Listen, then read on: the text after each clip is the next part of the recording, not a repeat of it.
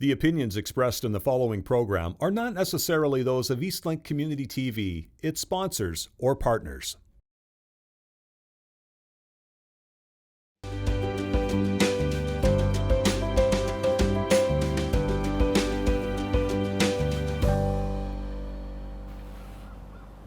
Hi there and welcome to Cape Breton Connects on Eastlink Community TV. I'm your host Cecil Clark. Today we're at the Cape Breton Miners Museum. We're going to explore some of the history but also some of the activities that are happening within the museum and in the broader community. Joining me now is Mary Pat Mumberket. Welcome Mary Pat as Executive Director of the museum. Thank you for having me. It's so great to join with you, and for disclosure, I am on the board of the Miners Museum and I have a close connection to this facility. Coming from the community of Sydney Mines and a mining heritage myself, this has special meaning. Now mind you, your career has taken you in a different path to get here, and I know while you've been here 10 years now, probably were not a miner yourself back then. No, no. So can you explain the evolution of how you got to the Miners Museum in your role as Executive Director? Sure. Well, it was a long road. I got my degrees in theatre in Ontario, and so I worked in theatre in Ontario for years. And then an opportunity opened up with Symphony Nova Scotia, and that meant I could move back to Nova Scotia, so I took that opportunity, was their executive director for a while. And then I moved back to Ontario for a little bit and did some consulting work with the City of Kitchener. And then I came back to Cape Breton, finally, for Celtic Colours, and I was so grateful to be home. But then this opportunity opened up, and I thought, wow, my grandfather was a miner, and my family's from Glace Bay, so I thought this would be something really interesting. So I applied, and I got the job. So I've been here for 10 years. Well, it's nice to see all roads led back to Glace Bay, and did. that everyone has a connection and roots. It's amazing how we have such a worldwide reach from this area, and so much diversity. But coming back to those in these communities traditionally of coal mining and steel, how many people have that family connection? You must hear that from people that visit the museum. Big time. Everybody who's from, the mining communities here, Glace Bay, Sydney Mines, New Waterford, like you can't scratch us too deep and you'll find, an uncle, a father, a grandfather, a brother, somebody who's worked in the mining industry. That's why these communities were formed, was because there was coal here. So people came from all around the world to work in our coal fields. So this is part of our blood and our bone, basically. And do you find now you're getting families bringing like the next generations of grandchildren or great-grandchildren to get a sense of what their family heritage was like, because there's been that distance of time and the mines being closed? Do you hear that from people coming through the doors now? Absolutely. People are coming and they're talking about their great-grandfather, these little children, and they want to know that history. They want to know where they come from, and it's remarkable when they hear about, the stories that their grandfather would have gone through or their father would have gone through, and they had no idea what these people sacrificed so that they could have a better life. It's really quite wonderful and very gratifying to know that the next generation is going to know the history of our communities and their families.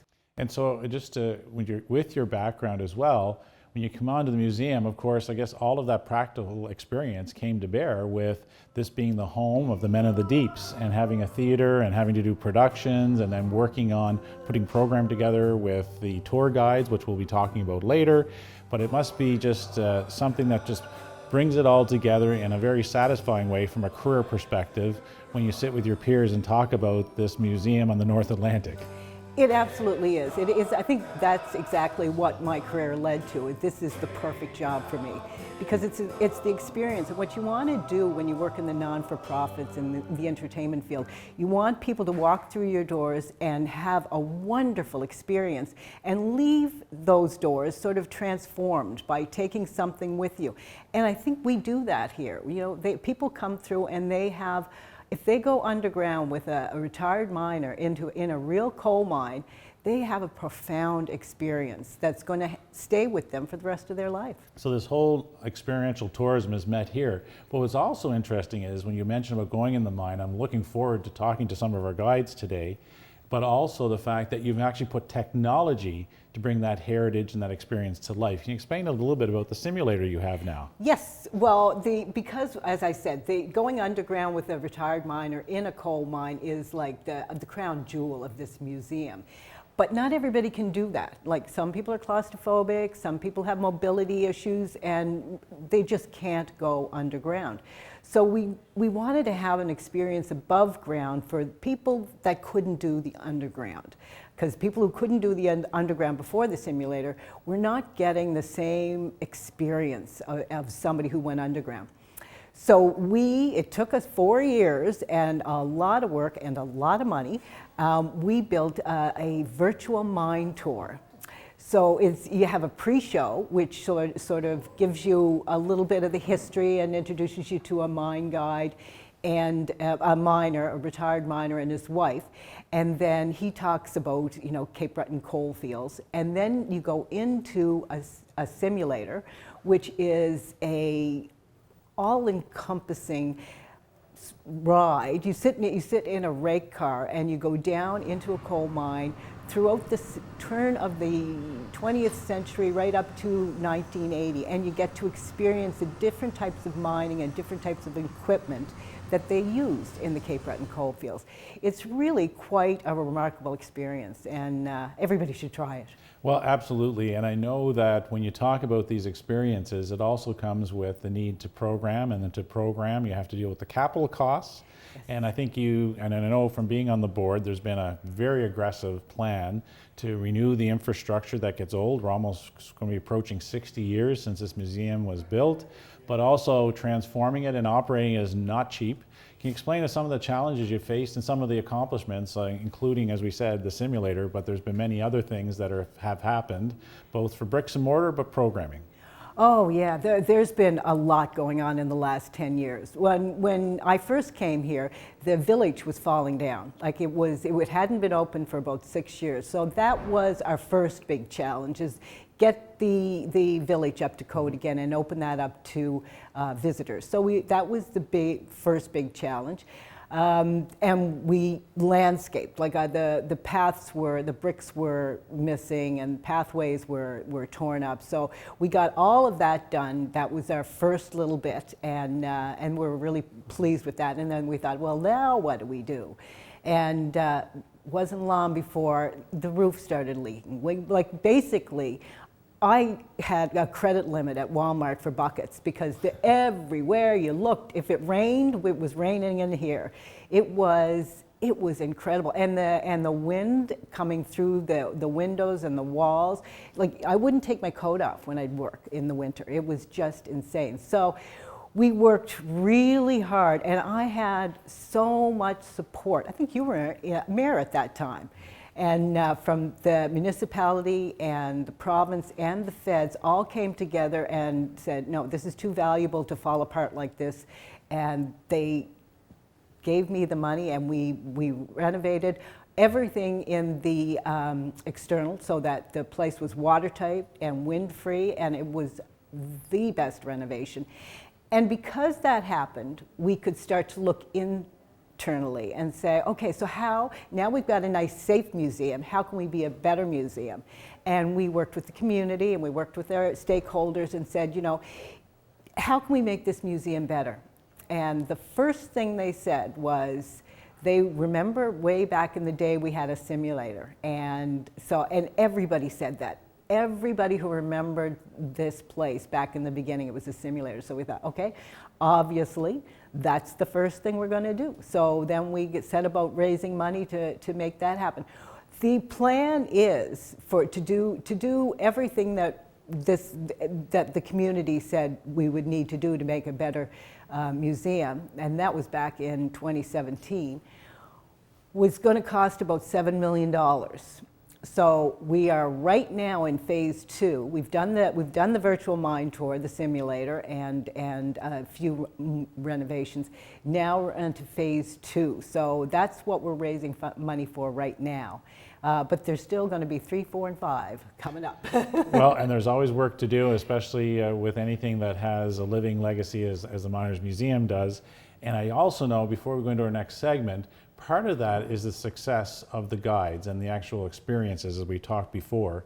And the fact that a lot of people look and say, what's that experience like? And I think it adds to the whole cruise industry's recognition of the experience here. Maybe you can just tell the viewers what kind of rating you receive here at the museum.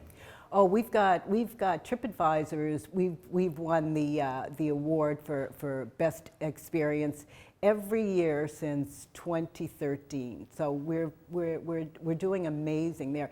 Last year we even won the award that they send out for the top 10 tourist attractions in the country, and so we're considered That's one phenomenal. of those. It Yes, is. so it is, and we were considered back in the day. When we were getting a lot of the cruise industry, we were considered one of the best shore excursions in Atlantic Canada, not just Cape Breton. So yeah, our visitors rate us very, very highly. We're anywhere you look on Google or on TripAdvisor, you'll find that we're considered to be one of the top experiences. And with that experience comes the personalities that help guide the process and the experience in the mine. And we look forward to getting a sense of the people that make that magic happen, to get that recognition. So to you and the entire team, congratulations, keep up the good work, and look forward in the next segment to talking to some of the guides.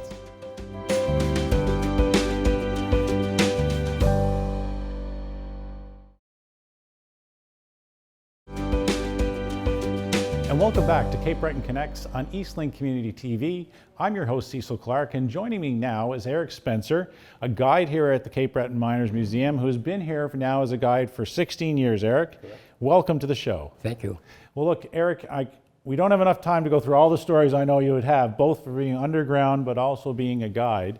But maybe can we just first start with your experiences as a miner and how you started in the mines before your retirement?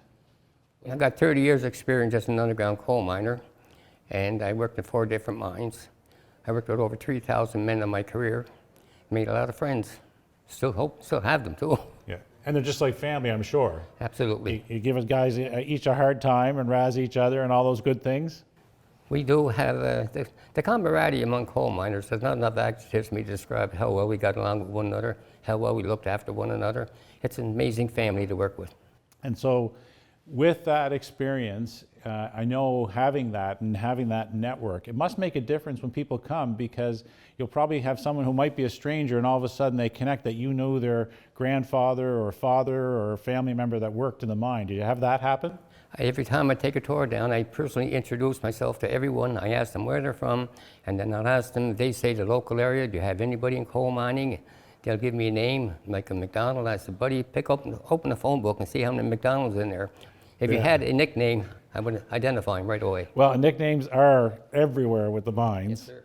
And I learned from my father about pit talk as well. He says, just pit talk. So there's all kinds of ways of communicating and understanding. But with your experience in the mine, it must make a huge difference. You know, with 30 years, that's one heck of a career to be underground in the dark all the time. But like you say, the closeness, the warmness of relationships, and taking that and knowing that you were part of maintaining these communities and growing families and educating people to do other things, and then taking that as a mine guide here, you must find that very rewarding now. I look forward to coming to work every day, same as I worked in the mine. I enjoyed working in the mine, believe it or not. Then a lot of people hated it, not me. I just wanted to get to work and be with the guys. So you must enjoy the fact, if you like going to the mine every day, doing tours every day, it must be a nice experience for you as well. You have no idea how well it is to meet people when the tour is over, to come up and shaking your hand saying, I had one fellow said, buddy, I've been all over the world, but you just blew this one out of the water. Makes you feel good. That's why you get those great ratings, I know, from Yes. TripAdvisors and others. So just speaking of the experience, Eric, just take us through what you would normally do. So people come to the museum, they may tour the exhibits, there's the simulator, but if someone arrived, what can they expect? They're going to arrive, they're going to meet you. How does the tour evolve from there? Well, I give them a brief history of how coal mining got started, and I take them down to the mine. And first I'll tell them, if any time at all you feel you can't continue, let me know. We'll have someone come down and assist you. I'll stop at 4 different places. I'll give them an idea, show them the tools and how the work was done there. And so when you've done that and they actually go down, It must be eye-opening for some folks just to see the sense of smallness and space and the darkness, but to get down and see the experience. It must be, is it awe and frightening and everything in between, or? First question I get asked 20 minutes into the tour, how much longer, buddy? So, are we done yet? Yes. This is like the kids on a trip. My back is killing me, yes. Yeah. So yes, because it is a traditional. I'm gifted, I'm short. Yeah, the advantages of the job Yes, and the yes. skill. So when you look at that, I mean, like for myself, I often look at just being claustrophobic or whatever. Do you ever get people that say, "Hey, Eric, this is as far as I can go. I've had enough. Like it's a little bit If too I much." do get people like that, and the rest of her family wants to continue, I carry a light. I take them by the hand and say, come up front here with me. It takes the pressure off them, and that way the rest can stay with them. So anyone that comes to the Cape Breton Miners Museum and goes underground, they don't have to worry. It's a stress-free experience. For some people, it's going to be everyone is going to be different. And if someone's sort of saying this is maybe not a little bit more than I expected, they can be assured a safe return to the surface, just like you've had for over 30 years. Absolutely. And it's all about teamwork, like you said, with your colleagues and that camaraderie. And I think you share that with them and give them that sense of what you truly were like. And I'm sure there's a few jokes and stories told down below and above ground still. What's said in the mind stays in the mind. Oh, there you go. So is that just That's our motto. Oh, that's the motto. Is that shared with the tourists as well? No. Okay, so Not personal. those are stories for another time on Miners Memorial Day when we have the Men in the Deeps and you folks out celebrating the heritage and commemorating. And the other piece about this is it also must make it very poignant as well for people to understand what it's like when we've had loss and injury, that is a very tough environment, that when there were mine explosions and disasters, that this was real people in a real difficult situation, and why Dragoman and others were putting their life on the line for their fellow workers and colleagues as well. Well, one of our final stops before we go, after we finish the tour, we sit in the garden. And I'll tell them a couple of stories about the tragedies that happened here in the mine. And I've seen actual people cry. They can't believe that this happened. I see people crying, I can't believe you men worked that hard in the mine. So it's a good feeling. It's a rewarding feeling that you're communicating with them and they're understanding what you're saying. Well, you put your life into your career, and now you're putting all your efforts into sharing that career and experience with others. And I want to thank you for that, Eric, and look forward to talking to one of your colleagues next as well, and see if they won't give you a hard time. Pleasure. Thank you. Take care. Joining me now is Wish Donovan. Wish is a guide here at the Cape Breton Miners Museum. Wish, you were like 32 years underground as a miner, and now a phenomenal 24 years, a second career as a guide here at the museum. It must be quite the sense of experience for you in life. Oh, it's a great experience. I'll never forget it. Just being a miner was an experience I never thought I would enjoy, but I did. And after doing them 32 years, I just come over here just see about it. And this here was a great experience. Yeah. So maybe, Wish, can you just take us back and like how your career over 32 years, where you would have been? I think you had told me earlier that 5 different mines, that's phenomenal in itself, and working with folks. Oh. Well, I came out of the Canadian Army after 6 years. And I went to the coal mine in 1967. And I went down to number 20 Colliery. That was the first one. That was right here in Glace Bay. I was there for a couple of years. It wasn't quite fully mechanized, so we had horses down there loading coal up by haying and stuff like that. Then we moved on up to 26, over north side, Prince Mine, back to Waterford, over Donkin. So we moved all over the place, you know, and everyone was different, and everyone was a learning experience, right?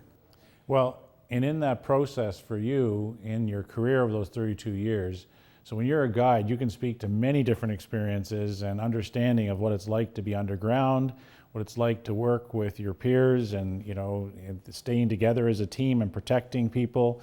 And that's something with a lot of jobs. When you go down underground, you're not just looking after yourself, you're looking after your coworker as well, right? Oh, it's a buddy system. It's a band of brothers, I call it. And a band of brothers never leave nobody behind, you know. So we're all working together. We're a rescue workers too, right? We're a dragoman besides that. But my theory was, you never forget the guys you work with. You know, every nationality and stuff like that, you know. Mm-hmm. And you learn their customs, they learn their customs, and then we're all number one, right? And we lived the same street together. We lived in company houses and stuff like that. So we went through it all, the whole thing, you know, and then stuck together all our lives. And I always tell people it's the most dangerous occupation in the world. But you go around the mining communities and meet a pot of old miners or retired, blah, blah, they're talking mining. And they'll always say, if they ask me to go back tomorrow, I'll go. That's amazing that amazing, to have that experience, and it feels so good. And it is a fraternity, it is a family outside of your own family, isn't it? A family outside your own family, that's right. Everywhere you go, right? And at the end of the day, that's part of when you talk about the buddy system, everybody wants to get back on top and go home to their families as Get well. home as fast as you can, you know. And the same thing, I remember when I first got married, I lived on the other side of town, we lived in the company house. And go home, and the next thing you have supper, and then everybody sit on the front step for a cup of tea. And what were you talking about? The pit. Yeah, go back to what you just left. And the that's women amazing. be there, the women be there. Shaking their heads at that. Well, one of the things you did that no one shake their head about was the seriousness that you took in safety. And you mentioned being a draggerman. For our viewers, can you explain what that entailed as a draggerman? Because a lot of people don't always get familiarized with that important role. Well, to me, a draggerman, you got to have a draggerman in every coal mine for rescue workers. It reminds me of something like every town got a volunteer fire department.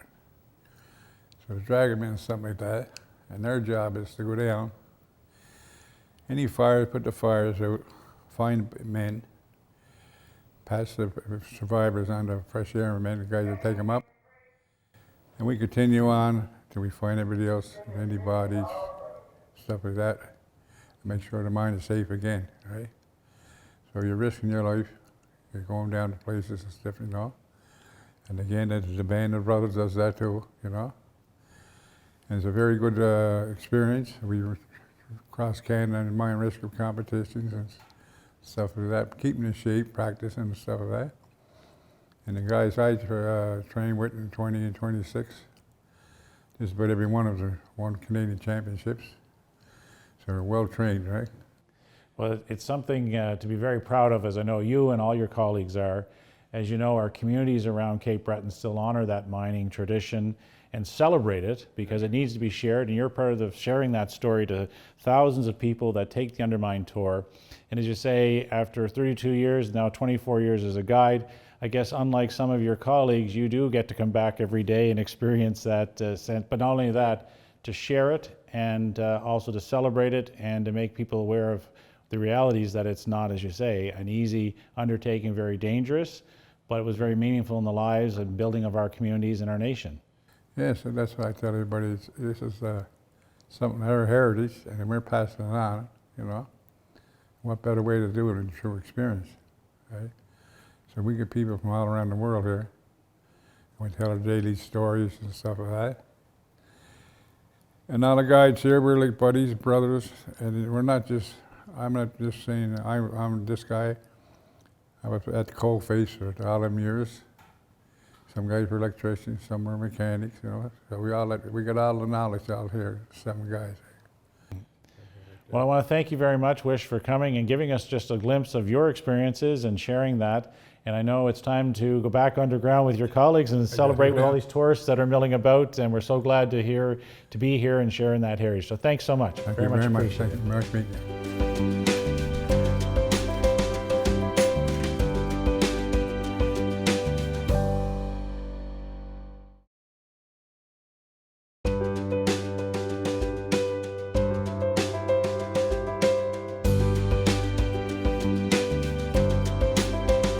Folks, I'm so proud of the Cape Breton mining history and heritage, having my own grandfather and family members work in the coal mines of this island.